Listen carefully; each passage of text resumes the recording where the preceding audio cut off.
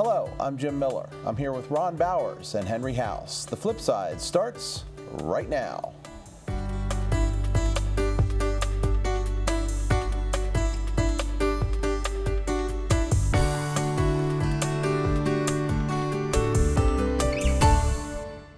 Welcome to the show, where we're honored to have with us tonight Park Superintendent for the C&O Canal National Historical Park, Kevin Brandt. And Mr. Brandt, by the time this airs, you will have already had your event, but there's a big event at the canal this week, and we're going to get to that. But first of all, let's go back and talk a little bit about the canal history and the Potomac and George Washington and all of those things. What can you tell us about canal history? Well, we would be here for several hours, several days probably. And when you think about the canal, you know, it was first broken ground on July 4th, 1828. John Quincy Adams struck roots and rocks and was kind of, you know, foreboding the rest of the construction of the canal and didn't reach Cumberland until 1850. And the canal was originally intended to go all the way to the Ohio River system. And unfortunately, the railroad beat it to Chicago by the time it had gotten to Cumberland. And when you look at the cross-section of the map, most of the terrain it had to go over was beyond Cumberland, getting up and over the mountains. That would have been a real engineering feat. But even as it was remarkable for its day. But it even predates that. You know, the canal operated from 1828 until 1924. But before that, George Washington had his Potomac Canal Company. And this whole idea of transporting goods by boat really was George Washington's idea. His vision of tapping the inland resources of the wilderness of Ohio and bringing them to the eastern seaboard. And so originally there were just several skirting canals, and most of the time the boats were in the river. But that wasn't very reliable. The river was in flood stage or there was a drought. And most times the boats would be disassembled once they got to Georgetown. And they'd travel back up and rebuild a boat and bring goods back down. And so the old Potomac Canal system was good for its day. But you know, in the 1920s, or in the 1820s, the whole idea of having an entire system independent of the river really took hold. And you know, the fact that I've always marveled at when I first got to the canal here in 1996 is that the canal, when it was envisioned and breaking ground in 1828, was as costly to the federal government as the Apollo space program was. And when you think about that, that's remarkable in and of itself, but it really was the first infrastructure project that the United States of America had ever undertaken. And you know, when you put it in the same scale as the Apollo space program, to me that's really a remarkable thought, that they were so ambitious that they thought, well, let's go to the moon. And you know, in many ways, getting to Cumberland and getting to the riches of the wilderness of Ohio, it's like going to the moon. I think George Washington penned a letter, if memory serves, and I know you have it in your archives, upon returning from a trip, that the canal was essential, in his words, for the movement west. Absolutely. George Washington, the surveyor, and you know, the big thinker and dreamer, you know, that really envisioned this canal and the wealth that this continent could deliver. Really remarkable and visionary. Excellent. Huh? We get back talking about Washington, talking about being a surveyor, talking about what he did, later became president, who allegedly laid out the streets of Williamsport originally to consider the capital being there. Then Supreme Court Justice Douglas brought additional attention to it, and locally Hooper Wolf brought a lot of attention. Why do you think the central point in a lot of people is Williamsport to the history of the C&O Canal? Is that imagination, or is there some truth to it? Well, there certainly is truth to it now.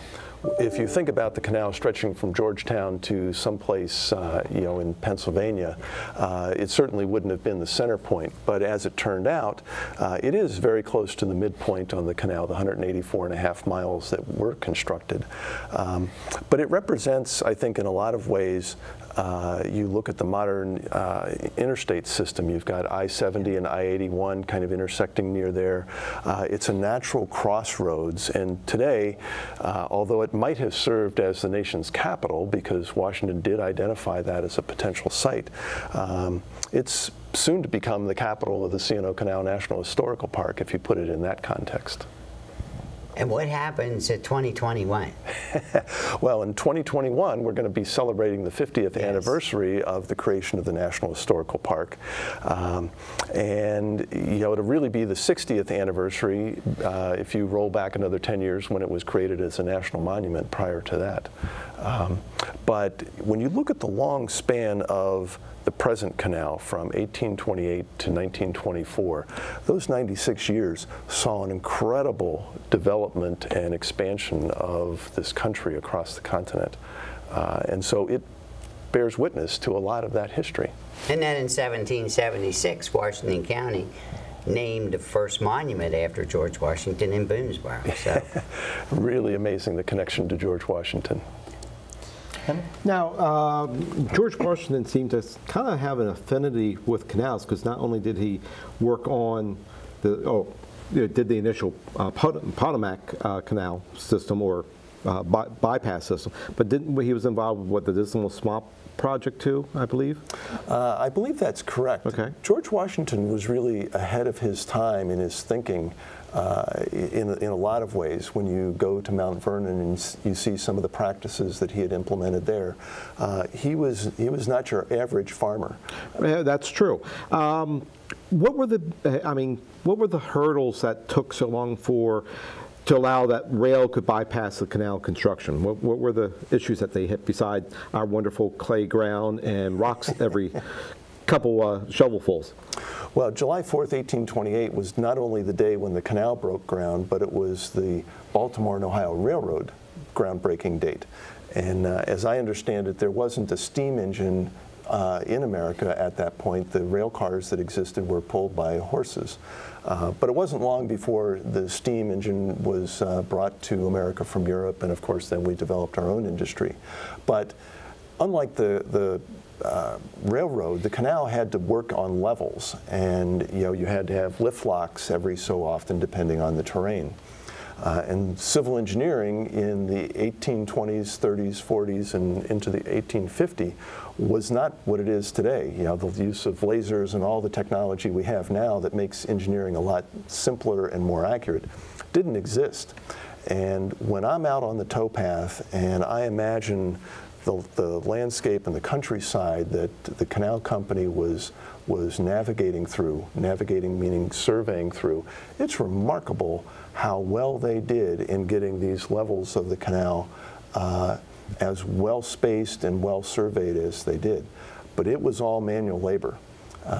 We recently completed the reconstruction of Locks 3 and part of Lock 4 in Georgetown, and to see the size of those stones being lifted out with contemporary equipment and imagining that they didn't have that in the 1820s was amazing. And likewise with the Conococheague Aqueduct, seeing the cranes that were used and the scuba diving equipment that they used to work on the aqueduct there, and that they didn't have that in their day really makes the accomplishment that much more remarkable.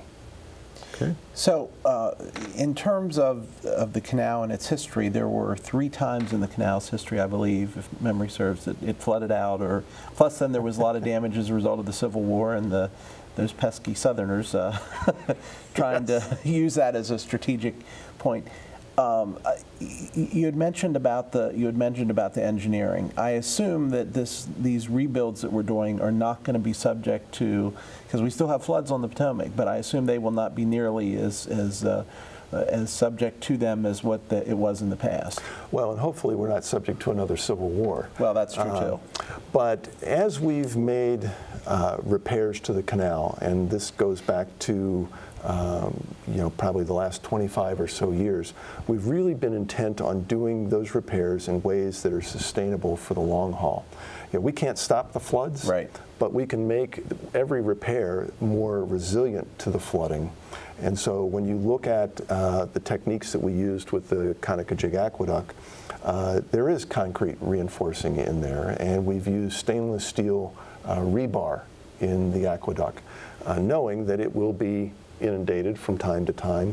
When you look at the wood outriggers, they're not the structural element that they were when the canal was, that wall of the canal was rebuilt in 1920.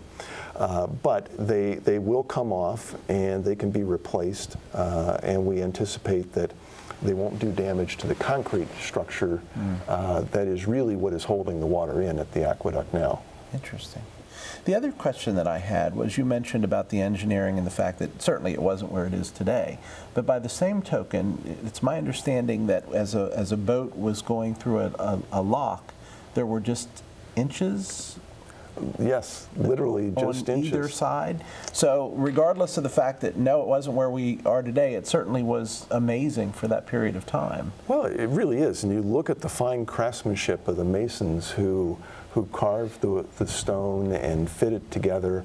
And on the riverside of the aqueduct, there's actually some pretty fine detailing in the stone coping and other features that took that extra effort.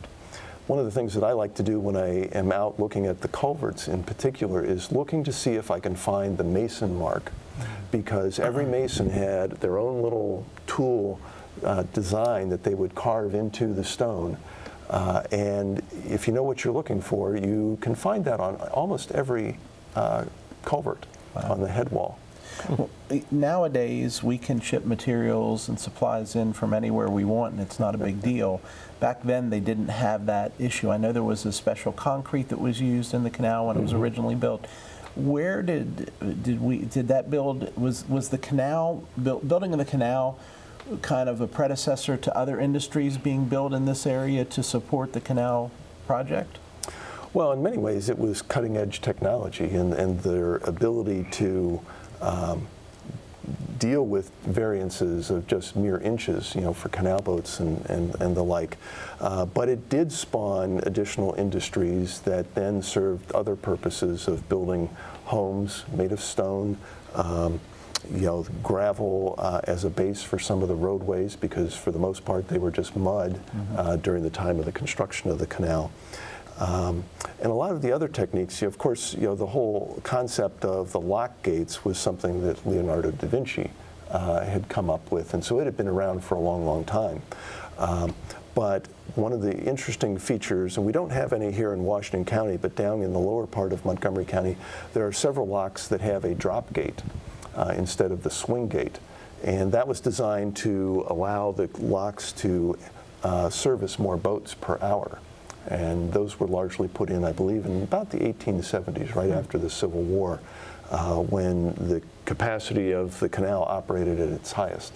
Interesting. As you have gone forward in the past, what caused the amount of money to be spent in Williamsport? What did Williamsport have at their aqueduct? Because that's where a lot of commerce came through in that area. What caused the $8 to $9 million, under some of that restoration to go to Williamsport? And then why was a certain amount in Hancock? Is it because of local communities' desire to do it, or is there a significant historical fact that it was done? Well, I think I can speak for the folks of Hancock and virtually every other canal town that they would love to see their aqueducts and locks all restored. We'd certainly love to see that happen at some point as well. What makes Williamsport different is that there's no 1 mile stretch or something approximating that has so many different historic canal features. So at Williamsport, you've got the aqueduct. It's the second largest of the 11 at 196 feet. At the other end, you've got Lock 44. You have Lock House 44, which actually served as a superintendent's house. So that was kind of like the boss of a number of lock keepers. But you also have the Bowman Bridge, which is unique.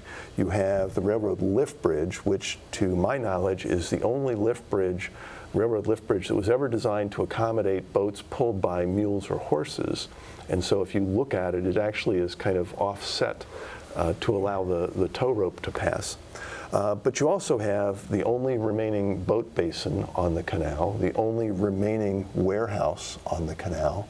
And although the trolley barn that's there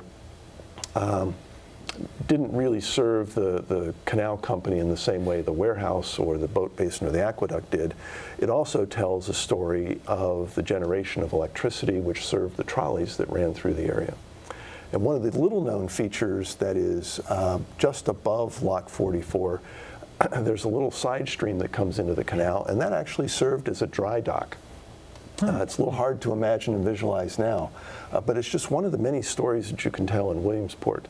And as we looked across the entire length of the canal, and frankly, it wasn't an idea that I'll take credit for, because when the canal was created and the historical park was created in 1971, the planners back then identified Williamsport as a national interpretive center, and they identified several areas, but no place on the canal has the diversity of resources and the restorability of those resources like Williamsport.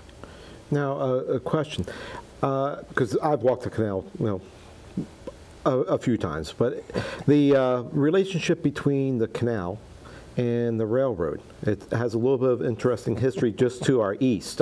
Can you elaborate a little more on that?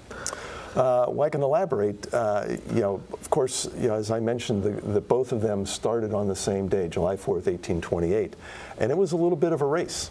I don't know all of the legal details and arguments that were proffered, but at Point of Rocks in Frederick County, the railroad and the canal company came together. And they fought in court for quite a few years over who had the right-of-way. And it went literally all the way up to the Supreme Court. And in the end, the railroad lost out. And for that stretch from about Point of Rocks up to Harper's Ferry, they managed to squeeze themselves into that little bit of real estate. But that's why the railroad crosses at that point and goes off through what is now West Virginia, and the canal stayed on the Maryland side. But it was quite a legal fight, and one of many that the canal company had with landowners who didn't want to sell their land. They didn't want to be separated from access to the river. But the railroad and the canal company were not best friends. Okay. And I would say that we still have our disagreements with the railroad now in that stretch that runs between Harper's Ferry and Point of Rocks. Okay. There's a picture that shows a canal boat and the train, and the train looks like it's going pretty fast. And one of your historians swears that is a put-up job, that it's a photographic fakery from history. Well, I don't know precisely, but I've seen the photograph, and it's an interesting story to tell about how this country developed. And you would think that with the technology of the trains being so much faster and being able to potentially carry more, that it would have put the canal out of business much more quickly than eventually it did. And frankly, it wasn't the railroad so much that put the canal out of business as it was the river and all the floods. Right. When you think about the canals in Europe, and there's still plenty of boats plying the canal waters, mostly recreational, but they didn't have to contend with the wild river that we have on the Potomac. Yeah. Okay. There's probably a reason why is the canal on the north side of the Potomac River and not the south side? Well, that's a real interesting question, and I don't know that I have a terrific answer for that. If the railroad and the canal was battling, why wasn't one on one side and one on the other? Well, there are places, you get out a little bit further in West Virginia, you do have the railroad on that side, and in fact it's quite a nice ride on the train to look across and see the canal on the other side. But I think it had to do with destination and topography. The topography, for the most part, on the Maryland side is a little lower lying. There are exceptions to that, of course, in the big Slackwater area, where you've got steep cliffs right on the Maryland side and not on the West Virginia side. But I Could have been because Maryland pretty much, what, owns the Potomac? Well, Maryland does own the Potomac as opposed to Virginia, which owns to the shoreline on their side of the river. But I know that Maryland and Virginia, along with the federal government, kicked in to fund the project. But Maryland was then the second largest investor in the canal after the federal government. And I would say that even today, the state of Maryland is a huge contributor to projects such as the restoration of the Conococheague Aqueduct and other repairs that we're doing. And so we highly value that relationship between the National Park Service and the state of Maryland. Maryland was instrumental in the big Slackwater project as well, correct? Absolutely. I think about $4.4 million. Right. As well as funds from the American Recovery and Reinvestment Act. Mm-hmm. Yeah. Mm-hmm. Very good, Jim. So, I know a little bit, Ron. You've taught me one thing or two, and that's about it. The Edison film. Talk about that. I remember seeing that in elementary school as a child when someone came in, probably from your organization, and talked about that. And I was amazed with it then. I found it again when I was doing a project, actually a canal project for the Discovery Station here in town. And I still look at it today, and it's an amazing film. Well, it is. It's one thing to look at a still picture and imagine what it was like. But when you see that film, you can almost hear the mule's hooves walking on the towpath, or hear the rush of the water through the locks. Because if you're out there on the towpath, there are places where you can go and hear the mules walking on it, and you can still hear the water, going through the bypass flumes and the lock gates. It is really remarkable, and we're so fortunate to have it. Is that on your website by any chance? I know there's a historical group that has a copy of it posted. I would love to link to that from our Facebook page so that people can look at it. I have to believe that it's out there somewhere. We show it in all of our visitor centers, but it's hard to imagine that it wouldn't be available somewhere on the internet. With those folks listening, can you explain a little bit what it is? So essentially, it's a man smoking a pipe, essentially riding on the canal in a very small boat. And it shows him going through lift locks, and it's probably, I'm guessing, in total maybe a 9 to 12-minute film. Yeah, it's not very long. It's not very long, but it's just an amazing, and it shows the different features of the canal, and it's a neat film. It really is. Yeah, there is a historical canal but I didn't know when we linked to it if there was a site right on your. Yeah, I'll check into that. Yeah, I'm not sure that there is. Okay, as I think about it. There are a lot of pictures, though. I know that I've seen pictures that your historian has shared in terms of repairs and how the repairs were done way back when. And you talk about, you're right. It appeared to me to be a very manual, intensive process. So. Excellent. Okay, so we're going to take a break right here. I understand we talked a little bit about the restoration and the fact that there's a grand opening that's going to happen, or that will have happened by the time this airs. We'll talk about that. We're going to talk about the new headquarters. Okay. And rumor has it that you may be retiring, so we might talk about that a little bit too. All right. Stay with us. We'll be back on the flip side after the break.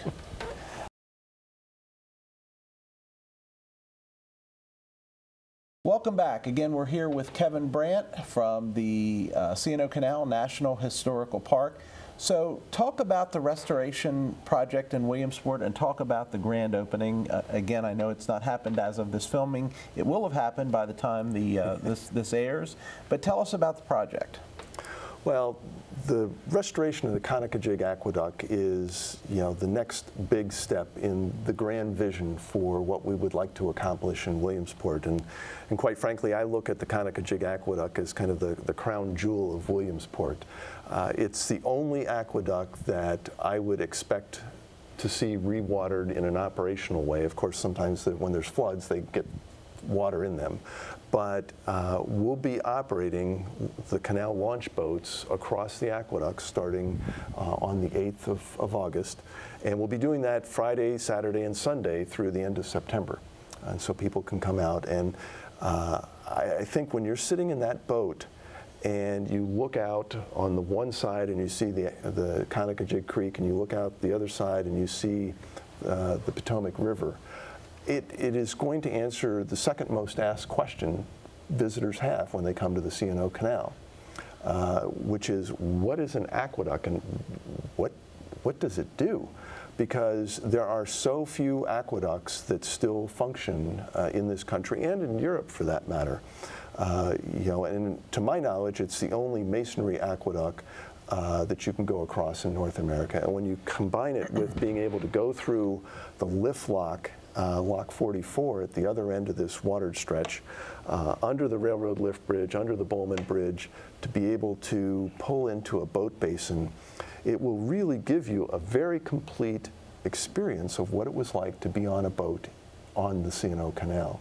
And nowhere else on the canal will you be able to do that. Great Falls has a boat.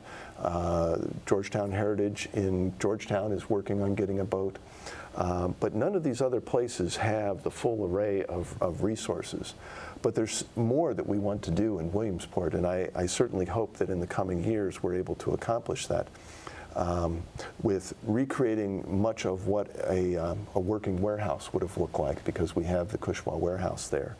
Adjacent to the boat basin is the coal yard, and we've got, you were talking earlier about the historic photographs, we've got great photographs of what the derricks look like.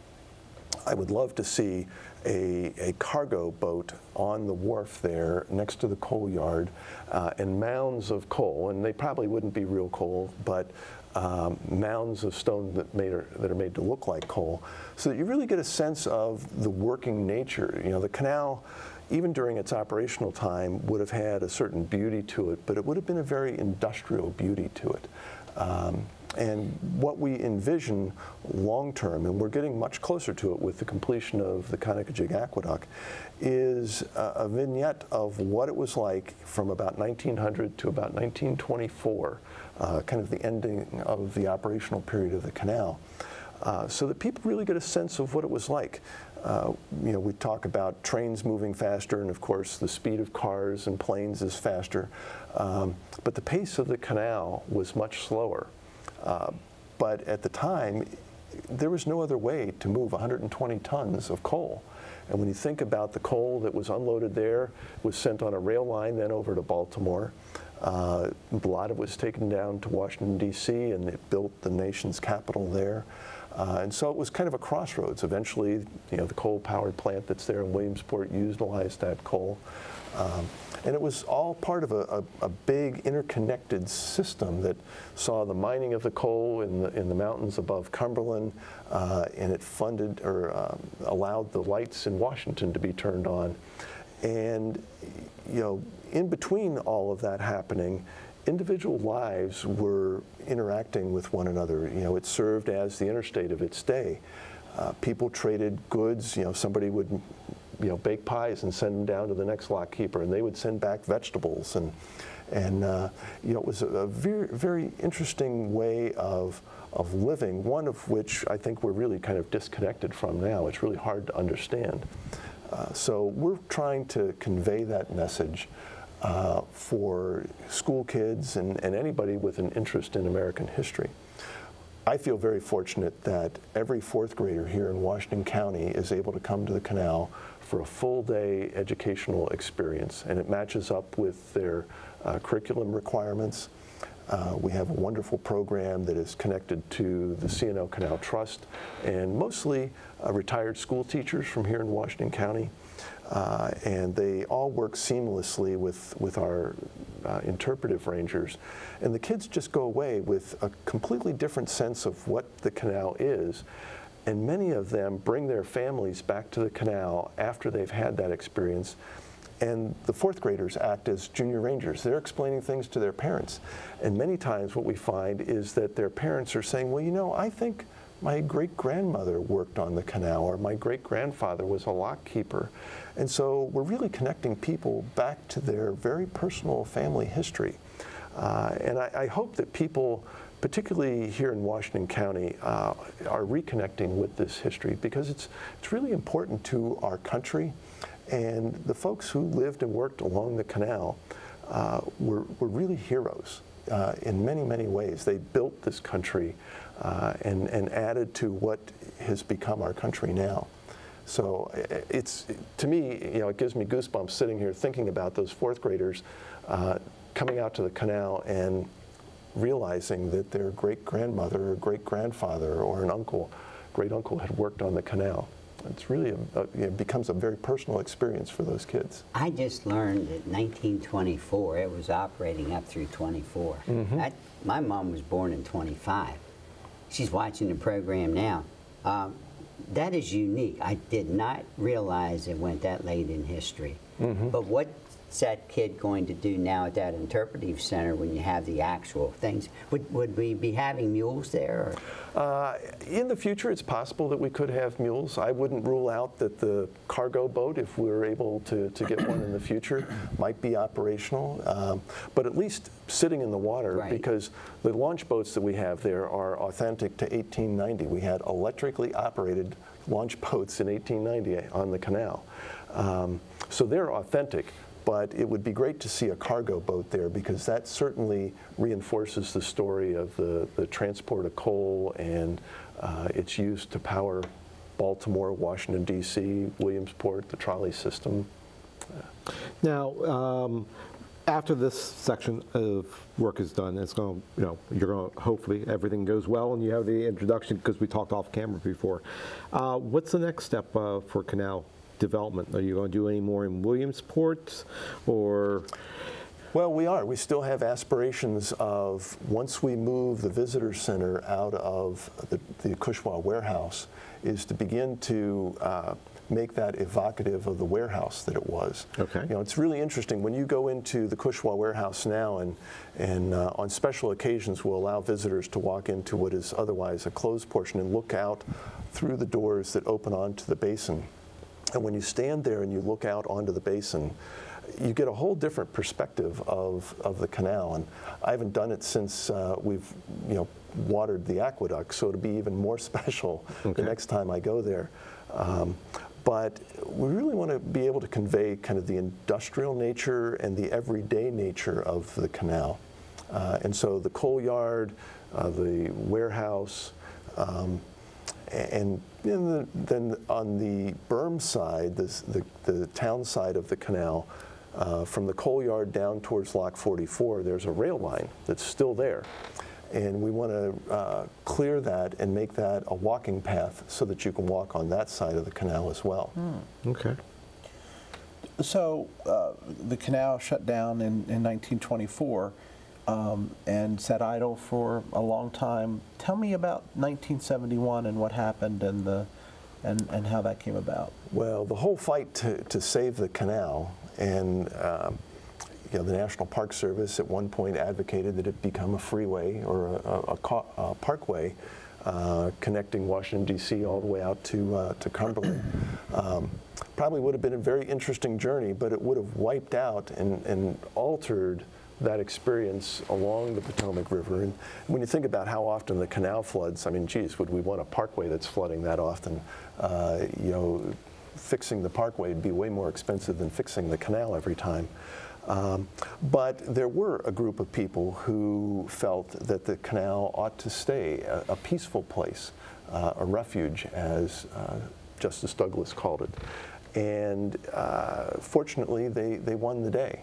But it wasn't without years and years of a fight. Justice Douglas walked in 1954. It wasn't until 1961 that President Eisenhower declared it a national monument, and 1971 when Richard Nixon signed the law that had been passed by the House and the Senate, creating the National Historical Park. So it was a really long journey. A lot of people were afraid that if it was created into a national park, that utilities and roads couldn't cross the river, that boat ramps wouldn't be allowed, and people wouldn't be able to access the Potomac River for recreation and whatnot. And while we take all of those crossings very seriously, we certainly see value in people enjoying the Potomac River. You know, hundreds of thousands of people do every year. So you know, it was a long slog to get the park authorized as a unit of the National Park System. Do you have any feel for what the traffic on the canal is today as a recreational Well, interesting you should ask. We're plus or minus about 5 million visitors who visit the canal, someplace from Cumberland to Georgetown. 10 years ago or 12 years ago, the total visitation in Washington County was about 600,000. Now it's a little more than double that. And a lot of that has to do with the improvements we've been making with the area in Williamsport, but other places as well. One of the there's lots and lots of downsides to floods, but one of the upsides is that people become more aware of it. And many people have come out to volunteer to help out with cleanups and things like that. But more and more people are aware of the canal and come out and enjoy it.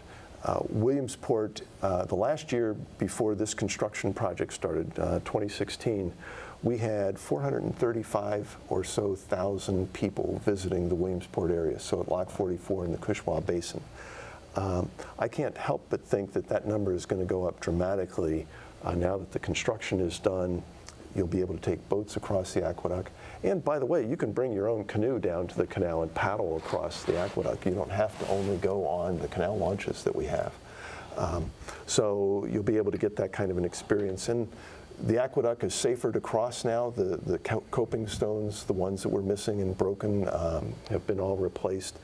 And I think we're going to see a real uptick in visitation here to Williamsport in the coming years.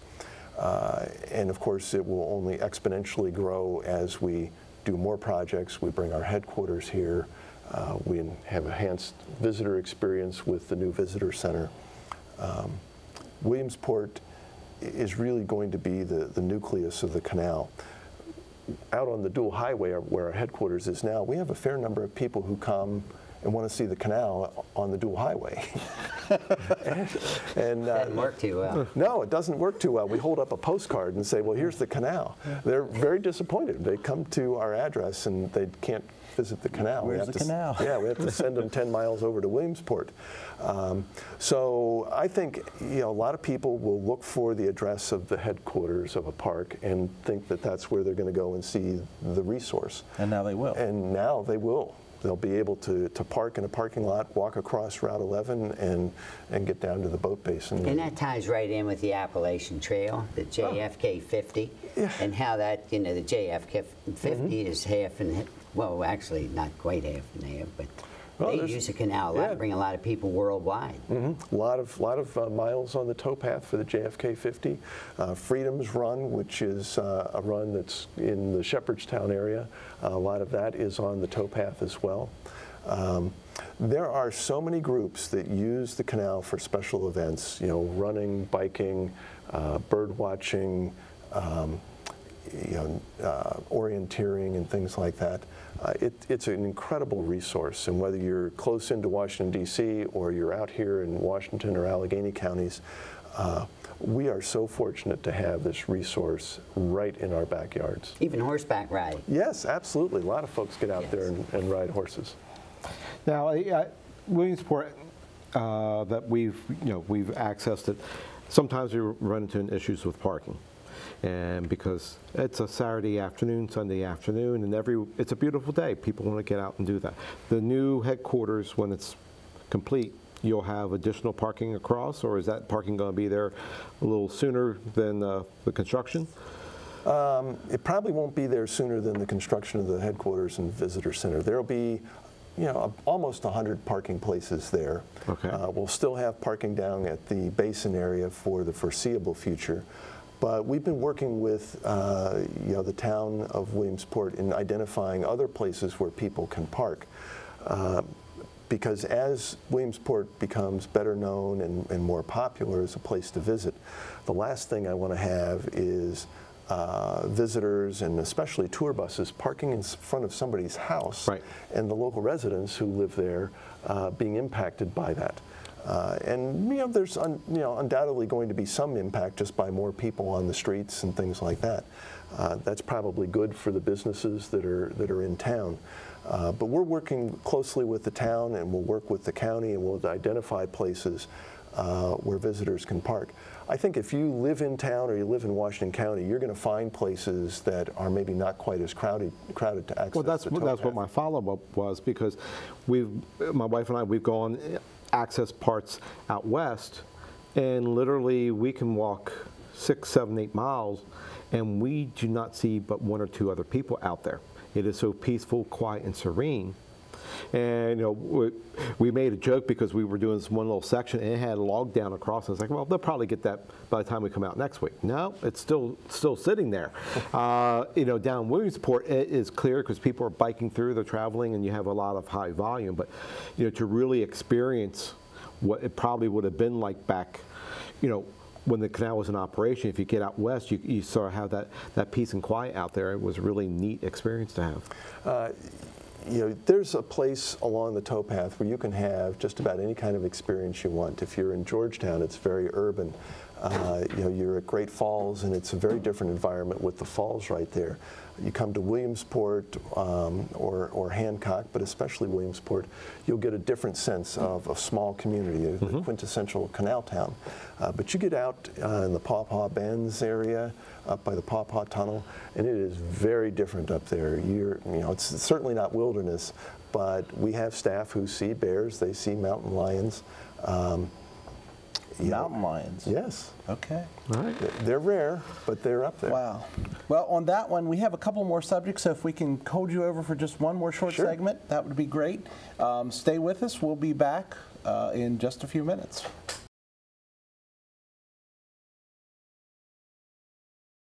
Welcome back. Once again, we're with Kevin Brandt from the C&O Canal National Historical Park. Well, the big news on many fronts, well, there's always big news here in the last several years at C&O Canal. And I have a son and a daughter who run on it almost daily. But the really big news that I think we're all anticipating is the new headquarters. What can you tell us about that? Well, right now we're out on the dual highway, and nothing against Hagerstown at all, but when we look out the window, we don't see anything of the park. And we really feel somewhat disconnected from the resources and the visitors that we serve. And so to a person, we are all anxious to move to a place where we can connect directly with the resource.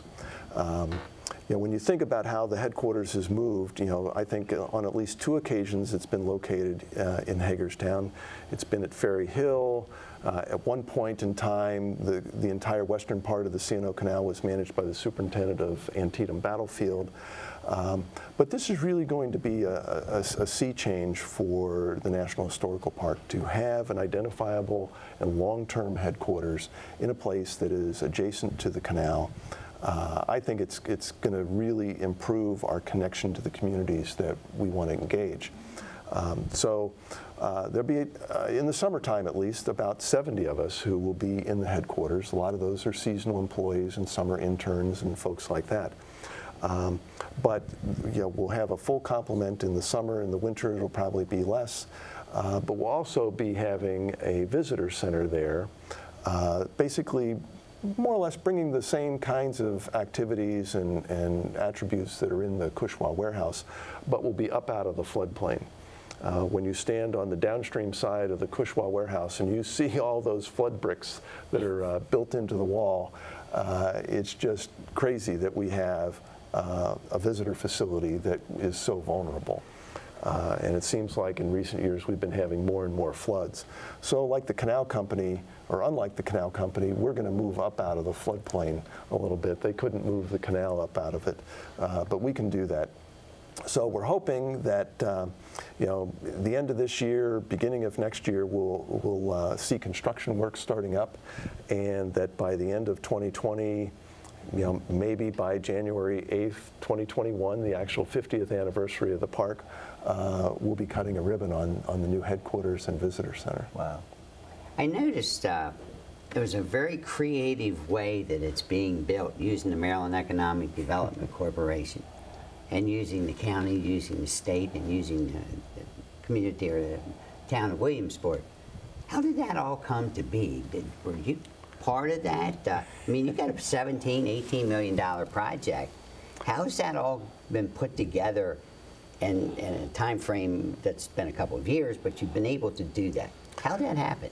Well, it's actually been probably 5+ years we've been working on this idea. We had have still a lease with General Services Administration, and we're coming up on the end of that term here in another couple of years, and so we wanted to be. That's with your dual highway. Yeah, with the dual highway address. So knowing that that was coming up, we started looking to see if there were options and alternatives, and there really wasn't anything that was. There's certainly nothing closer that would be right on the canal, which is really where we want it to be. And then we learned about the Maryland Economic Development Corporation, and it's a part of the state government, and so there is a law that allows us to work directly with the state government to share resources and pay a facility fee. And so what we're going to do by working with Medco is that we're able to have them finance and construct the facility. We'll pay them a user fee over the 30-year life of our agreement that we have with the state and Medco. And it actually saves the federal government literally probably millions of dollars. When you think about renting versus buying your house, once you sign that mortgage on your house, you have a constant rate over, payment rate over those 30 years. But if you stay in apartments, naturally over 30 years, that rate keeps going up and up and up, and at the end of 30 years, you don't have anything to show for it. Working with Medco, at the end of those 30 years, both the state and the Park Service will look at the situation and determine whether we want to remain in that location, in that facility. Who will own it then? Medco is happy to turn over title to the building to the National Park Service if that's what we want at that time. Okay. Their interest is paying off the amount that they have financed, and so I certainly won't be around in another 30 years. And so I won't be a part of that equation, but it seems as though we've set up an opportunity for the National Park Service to own its facility potentially at the end of that time, which is the case in virtually every national park. And I've worked in a lot of national parks, including Yellowstone, where they're in an old Army enlisted man's barracks that was built probably about 1870. Would that be brought into an easement by the federal government to make sure it's part of the C&O Canal National Park? Remains to be determined. Right now, the property that the building would sit on is outside of our boundary. Right. We would need an act of Congress to incorporate that. There's 30 years to You got the see powers like to be there tomorrow to get it started. Well, we've had, the amazing thing about the project is how well all levels of government have worked on this. The town of Williamsport, Washington County has been terrific, the state of Maryland has been terrific, and of course with our congressional delegation, they've been very supportive of this. This is really the way our government at all levels ought to operate. It's economically advantaged to all of us as tax-paying citizens, to see this arrangement work. I can't imagine this isn't going to be a huge economic boom for the town of Williamsport. I don't own any real estate there, but I would think that it probably will be. Yeah, I mean more restaurants, more. I mean, there's just going to be just this project that's kicking off this week is going to be a boom. Then add the National Historical Park. The property value is going to escalate. It is. Well, and so is I think the business and the feet on the street and everything else. I think it's going to be great. Now, have you done forecasts with anticipation of where with the new headquarters being located there and all the development that you're doing, have you done forecasts on what you're going to anticipate? Well, our attendance is going to go from 1.2 up to 1.5 to 2 million. Have those numbers been crunched to try to see what the impact is? Well, the Park Service hasn't crunched any of those numbers.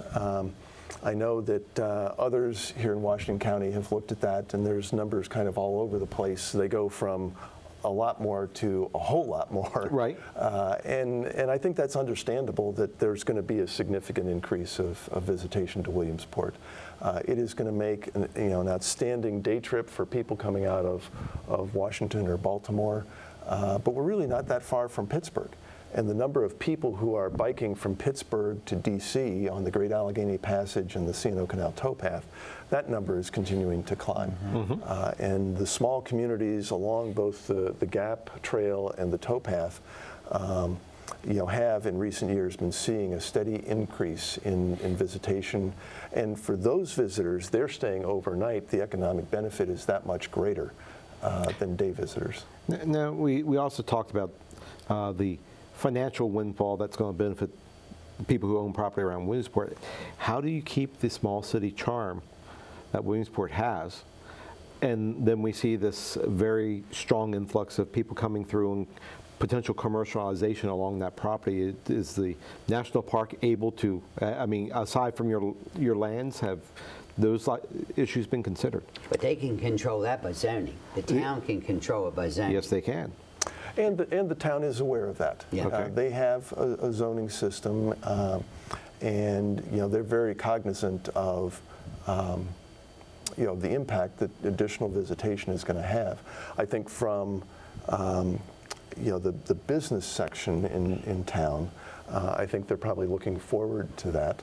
There are empty storefronts there, and I think as the construction is wound down, and as people will see starting tomorrow when we have our big event, the area has cleaned up remarkably. I've read on Facebook posts, oh, they'll never be ready. Well, the contractor has done a great job cleaning up. We've got an outstanding maintenance staff that has cleaned up the area and gotten a lot of the vegetation out of the canal.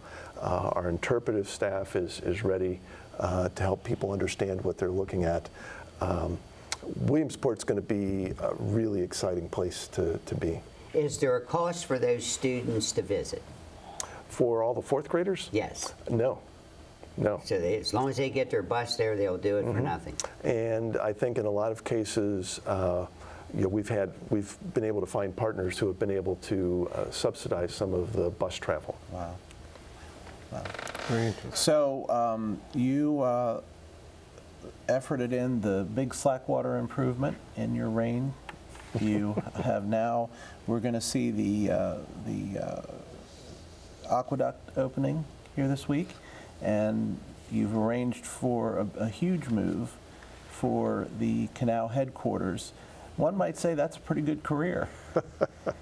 It has been the pleasure of a lifetime to be here at the C&O Canal.